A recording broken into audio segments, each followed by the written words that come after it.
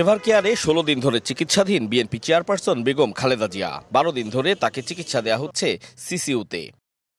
BNP প্রধানের স্বাস্থ্য নিয়ে দেশি বিদেশি চিকিৎসকদের মেডিকেল বোর্ড বসছে প্রায় প্রতিদিনই। পুরো বিষয়টি পর্যবেক্ষণ করছেন তার পুত্রবধূ জুবাইদা রহমান।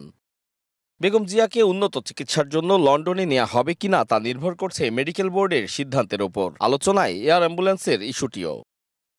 বেগম জিয়াকে সুস্থ করে তুলতে আপ্রাণ চেষ্টা করছেন চিকিৎসকরা। তার সুস্থতার জন্য দেশবাসীর কাছে দোয়া চেয়েছেন বিএনপির স্থায়ী কমিটির সদস্য মির্জা আব্বাস। দেশনেত্রী বেগম খালেদা জিয়া ওনার অসুস্থতার জন্য যে দোয়া আমি দেখেছি, আমি এই জীবনে এত দোয়া আমি মানুষের দেখি নাই। আলহামদুলিল্লাহ, আজকে পত্রিকা দেখলাম যে ওনার অবস্থা বেশ খানিকটা ভালোর দিকে। আজকে ওনার অবস্থান উচ্চতা এমন জায়গায় পৌঁছেছে, উনি আর ওই সমস্ত অবস্থানে নাই। উনি এখন বাংলাদেশের অভিভাবক হিসেবে আবির্ভূত হয়েছে।